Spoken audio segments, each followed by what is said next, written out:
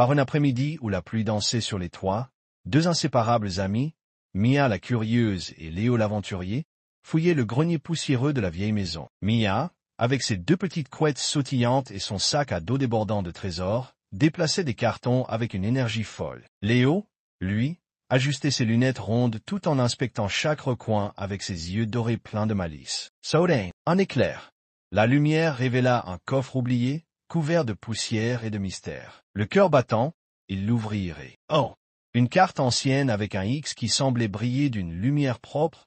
Le lendemain matin, sac sur le dos et courage en poche, ils se lancèrent vers la mystérieuse vallée des tournesols. Les géants dorés semblaient les saluer en se balançant sous le vent, mais attention, un grondement sourd se fit entendre. À peine avait-il fait quelques pas qu'un éboulement monstrueux dévala la colline. « Vite, Léo !»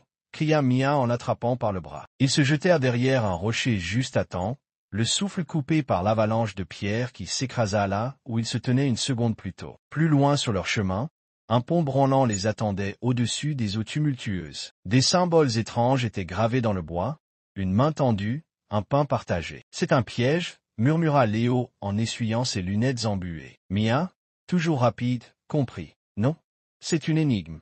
Seul le chemin de la gentillesse nous portera. » Pas à pas, en choisissant soigneusement les planches marquées des bons symboles, ils traversèrent. Juste avant que le pont ne s'effondre dans un craquement spectaculaire, enfin, dans une clairière baignée de lumière lunaire, le gardien apparut.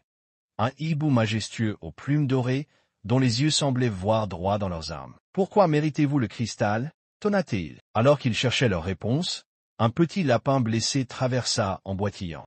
Sans hésiter, Léo le prit délicatement dans ses mains et pansa sa patte avec un mouchoir, tandis que Mia lui chantait une douce comptine. Le hibou inclina la tête. « Vous avez compris, le vrai courage est dans la compassion. » Et comme par magie, le cristal de la bonté apparut, pulsant d'une douce lumière dorée. Sur le chemin du retour, qui croisèrent-ils?